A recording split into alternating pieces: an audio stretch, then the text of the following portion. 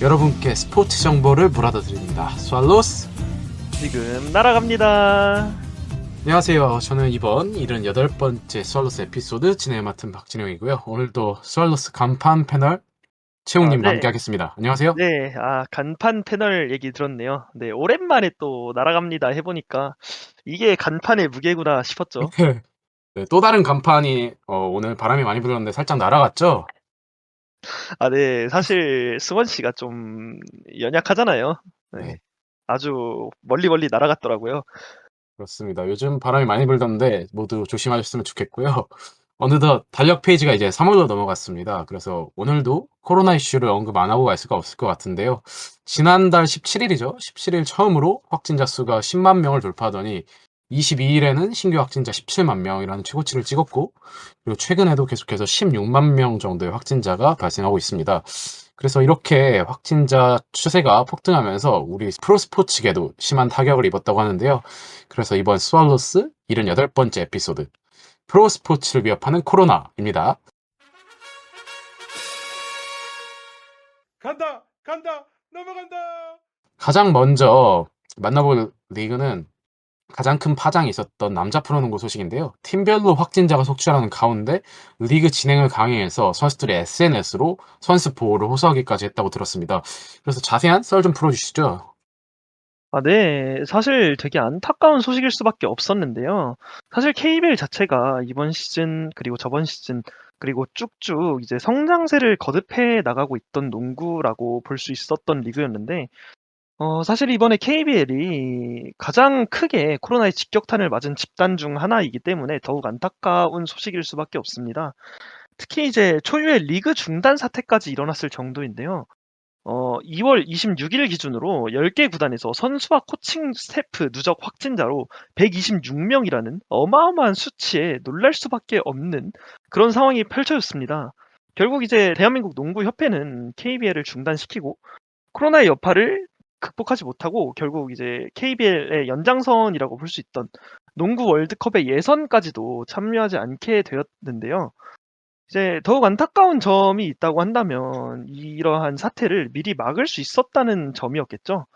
사실 초기 확진자가 속출했을 때 경기들을 감행시켰던 KBL에 약간은 이제 욕심이 있었기 때문에 이런 부메랑으로 돌아오게 된 것입니다. 여러분들은 다들 아시겠지만 제가 농구를 굉장히 좋아하는 한 농구 팬으로서 너무나도 아쉬운 대처라고 말할 수 있을 것 같습니다. KBL은 그럼에도 불구하고 계속 경기를 진행했고 선수들, 좀 유명한 선수들이 직접 SNS로 우리를 지켜달라고 말하고 팬들이 그들에게 동참하기 전까지도 KBL은 계속해서 경기를 진행했었기 때문이죠. 사실 선수들을 지키기 위해 더 크게는 이제 우리 현재 코로나로 위협받고 있는 우리의 사회를 지키기 위해서 좀 더 빠른 대응과 좋은 일처리가 있었더라면 어땠을까. 이렇게 리그 중단이라는 초유의 사태까지는 벌어지진 않았을까 하는 그런 생각이 드네요. 그렇습니다. 심지어 이제 피바로부터 이제 공문이 왔죠. 그래서 이제 실격회가 됐는데 몇 안 되는 정말 국제 대회이고 경험을 쌓을 수 있는 대회에서 출전도 못한 아쉬움을 떠나서 우리가 이 예선에서 이제 이번에만 패배를 안는 게 아니라 이제 이번 대회에서 실격이 되기 때문에 조금 타격이 적지 않을 것 같고요. 한편으로는 저는 또 약간 그 협회를 살짝 옹호해 보자면은 프로야구 때와 비교를 해서 작년에 또 이제 확진자가 나왔을 때 매뉴얼대로 진행을 하자라는 팀들의 이제 단장님들의 얘기가 있었고, 또 몇몇 팀들은 위험할 수 있으니 리그 중단을 언급하면서 그런 또 충돌이 있었는데, 이번에는 이제 어떻게 보면 KBL이 매뉴얼을 그대로 밀고 나간 거잖아요. 이 대유행 속에서. 네, 그래서 어떻게 맞습니다. 보면 참 딜레마인 것 같으면서도 조금 이번에는 협회가 아쉬운 모습을 보였다라고 볼 수 있을 것 같습니다. 맞습니다. 사실 매뉴얼대로 나가는 것도 굉장히 중요하다고 생각은 하지만 그 매뉴얼상으로도 조금 지나친 수치가 아니었나 생각이 들었거든요. 확진자가 계속 나오고 한 팀에서는 엔트리 12명도 채우지 못하는 상황이 벌어지고 있었음에도 불구하고 경기 중단 혹은 이제 경기를 미루는 그런 행위를 하지 않았으니까 저는 사실 협회 옹호 힘들다고 봅니다. 네, 좋습니다. 그러면 이제 다음 리그로 넘어가 볼 텐데요. 조금 슬프고 아쉬운 소식을 드렸으니 분위기 전환을 해보도록 하겠습니다. 지난 19일 올 시즌 K리그가 조금은 빠른 시기에 개막했는데요. 올 시즌 K리그는 어떤 코로나19 대응 매뉴얼을 바탕으로 진행되는지, 그리고 관중 입장은 어떻게 진행되는지 제가 좀 전해드리도록 하겠습니다. 올 시즌 K리그가 역사상 가장 이른 개막을 했고 가장 타이트한 일정이다 이렇게 평가받고 있는데요. 바로 겨울에 펼쳐지는 2022 카타르 월드컵 때문입니다. 올해 카타르 월드컵은 11월 21일 시작되고요. 따라서 이 카타르 월드컵 본선 일정 전까지 시즌을 맞춰야 하기 때문에 우리 선수들과 연맹이 조금 더 평소보다 빠른 시기에 리그 개막을 시작했습니다. 또한 유독 올해는 이번 월드컵뿐만 아니라 정말 국제대회가 많은데요. 조금 설명을 드리자면 올해 6월 달에 이제 AFC 23세 이하 아시안컵이 진행됩니다. 그리고 바로 다음 달인 7월 아시아 축구연맹 EAFF 2-1 챔피언십이 있고요. 어떻게 보면 이 두 대회 모두 해외파를 동원하기보다는 여태까지 K리그 선수들 위주로 갔던 게 관행이기 때문에 특히나 K리그 국내 선수들의 어떻게 보면 체력 부담이 올 시즌 가중되지 않을까 조금 걱정되는 바입니다. 그리고 또한 두 달 있다가 9월 달에 중국 항저우 아시안 게임이 있습니다. 이 대회 역시 우리나라가 아시안 게임을 임하는 스탠스를 봤을 때 집중을 안 할 수가 없는 대회거든요. 남자 축구 같은 경우에. 그렇기 때문에 정말 올 시즌 빡빡할 것 같습니다. 추가로 구단별로 아시아 챔피언스 리그와 FA컵을 소화하는 팀들의 경우에는 정말 더더욱 빡셀 것 같은데요. 이러한 일정이 1983년 프로축구가 출범한 이래 가장 타이트한 일정이라고 합니다. 그리고 다음으로 이제 코로나19 대응 매뉴얼인데요. 이건 간단하게 설명드리자면 골키퍼 1명을 포함해서 총 17명이 뛸 수 있는 상황이면 경기를 진행한다고 합니다. 네. 17명이라고 하면 사실 축구는 현재 11명 엔트리에다가 교체 멤버 딱 6자리인 거네요. 그렇죠. 사실 축구에서 그렇게 뛰기란 뭐 불가능한 건 아니지만 조금은 힘든, 그리고 진혁 씨 말대로 사실 이번에 대회들도 많고 선수들이 사실은 FA컵이나 뭐 아시아 챔피언스 리그 같은 것도 병행을 해야 되기 때문에 국제 대회를 제외하고도 확실히 힘든 상황에서 이러한 매뉴얼대로 진행까지 한다면 선수들이 진짜 죽어 나가겠네요. 그렇습니다. 정말 우리 선수들 건강 걱정되고요. 다음으로 이제 관중 입장에 대한 부분인데요. 관중 입장인 경우에는 방역 패스를 활용해서 현재까지는 뭐 100% 입장을 허용하고 있습니다. 특히 K리그 같은 경우에는 이제 보건복지부 방역 정책에 따라서 입장 여부를 결정하는데 구단별로 뛰어앉기 등의 거리두기 조정으로 관중 숫자를 조절할 수는 있습니다. 그렇지만 뭐 공식적으로 100% 입장을 막지는 않고요. 다만 만일을 대비해서 이제 접종하시지 않은 팬들분들을 위해서 따로 구역을 만들어 뛰어앉기식으로 경기를 관전한다고 합니다. 다음으로 이번 시즌 이제 K리그의 소소한 변화도 전해드릴까 하는데요.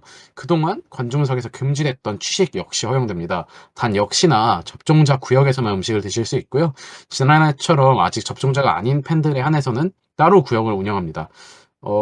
그리고 또한 거리두기 원칙에 따라서 띄엄띄엄 앉을 수 있고 이전처럼 마실 것만 들고 들어가실 수 있다고 합니다. 그리고 또 한 가지, 올 시즌 K리그에서는 이제 볼보이들의 경기 지연 행위로 인한 논란이 줄어들 전망인데요. K리그가 이제 공식 경기의 볼보이 운영 방식을 변경했습니다.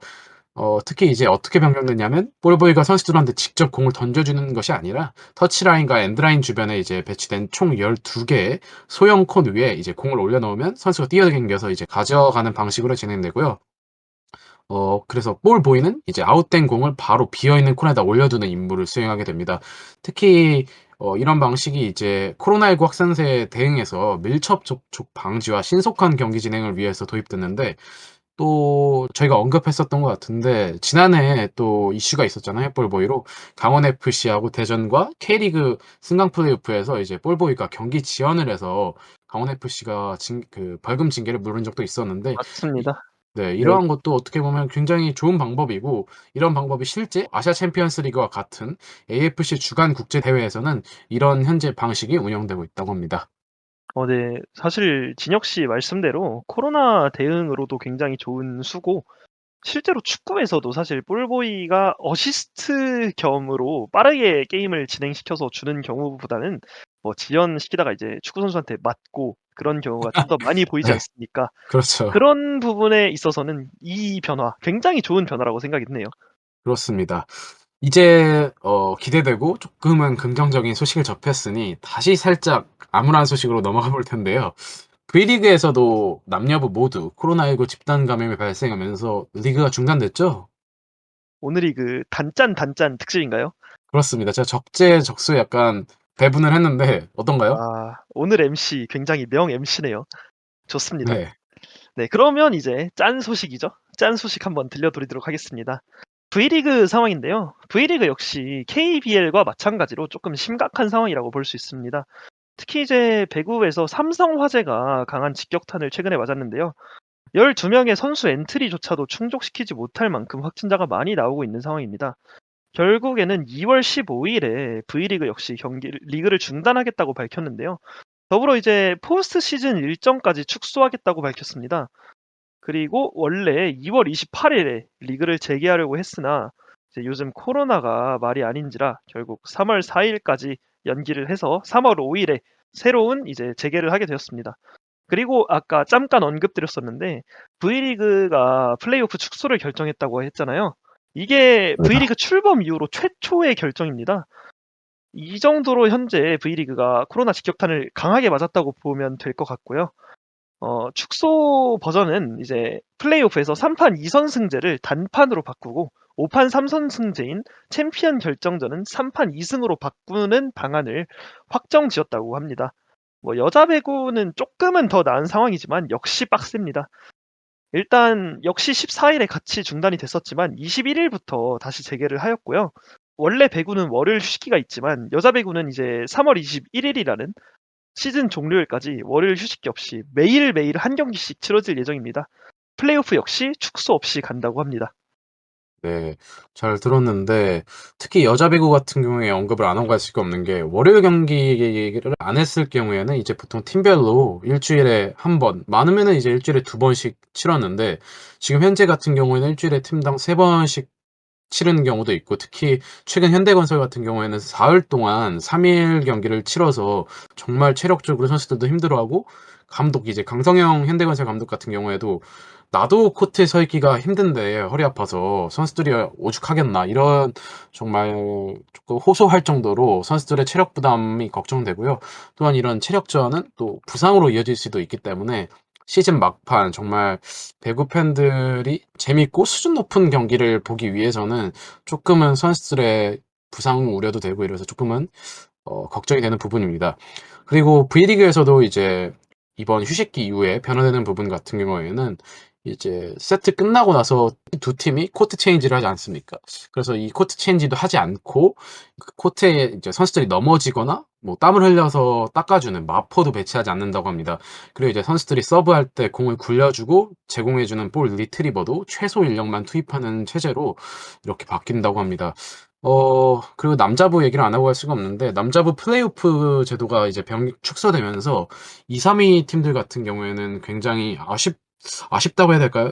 저는 쫄릴 것 같아요. 어떻게 보면은 2위 팀이 홈 어드밴티지를 얻고 가지만 홈에서 그냥 한번 지면 끝나는 거잖아요. 그렇죠. 단판이라는 것 자체가 선수들한테 엄청난 부담으로 작용할 수밖에 없거든요. 그렇습니다. 그래서 이제 V리그 남자부 같은 경우에는 곧 재개를 하게 될 텐데 정말 별탈 없이 여자부 모두 선수들 건강 관리 잘해서 플레이오프 때까지 좋은 모습 보여줬으면 좋겠습니다. 이어서 다음으로 이제 현재 진행되고 있는 프로리그를 찾아보자면 LCK로 넘어가 볼 텐데요. LCK에서도 끊이지 않는 선수, 스태프, 그리고 뭐 중계진, 관계자들이 모두 확진을 받으면서 확진 소식 그리고 대응 매뉴얼을 저희가 준비해봤습니다. LCK를 참 좋아하는 분이 오늘 없어서 아쉬운데 제가 전해드리도록 하겠습니다. 현재 LCK의 코로나19 대응 매뉴얼의 경우에는 대회 주최 측인 LCK가 정부 방역 지침을 따릅니다. 당연하겠죠? 그래서 정부 지침에 변화가 없다면 현재는 오프라인에서 관중을 받아서 유관중으로 진행하는 현 상황을 계속해서 유지한다는 것이 관계자의 설명이고요. LCK의 관계자는 이제 현 시점에서는 확진 사례 또는 확진 의심 증상이 발생 시에 대비해서 수립한 프로토콜에 따라 대응하고 있습니다. 그래서 이 프로토콜 같은 경우에는 이제 코로나19 확진자가 선수단에서 발생할 경우 코로나19 확진 판정을 받은 선수들이 복귀할 때까지 로스터 내에 등록된 선수 중 대체 가능한 선수로 차기 일정에 임해야 합니다. 만약 1군 로스터 내에 여유가 없을 경우엔 긴급 콜업 제도를 이용해 2군 선수를 콜업해야 합니다. 다만 불가피한 상황상 격리 해제 확인서를 받은 선수들은 다음 로스터 등록일까지 기다릴 필요 없이 바로 경기에 참가할 수 있습니다. 네, 맞습니다. 그런 것 때문에 사실 이번 LCK가 좀 순위도 많이 왔다 갔다 거리고 빅매치들끼리도 막 풀전력으로 붙어야 그게 빅매치지. 당장 예를 들어서 이제 현재 1등인 T1과 현재 2등인 젠지 경기에서도 젠지 T1은 이제 5명이 모두 주전으로 떴지만 그렇죠. 젠지 같은 경우에는 이제 3명이 빵꾸가 뚫려가지고 그 미드 초비 선수가 탑에 서서 트린다미어라는 칼챔을 하는 그런 재밌는 현상까지 나왔었거든요. 그렇습니다. 이러한 현재 상황도 계속 겹치다 보니까 LCK 역시도 좀 상황 자체가 많이 빡센 그런 상황이죠. 네. 페이커 선수도 이제 초비와 정말 제대로 된 상황에서 붙고 싶다고 말할 정도로 아쉬움을 보였는데 한편으로는 T1이 정말 선수들 건강 관리도 신경 쓰고 어떻게 보면 방역적인 측면에서 준비를 잘 한 것 같습니다.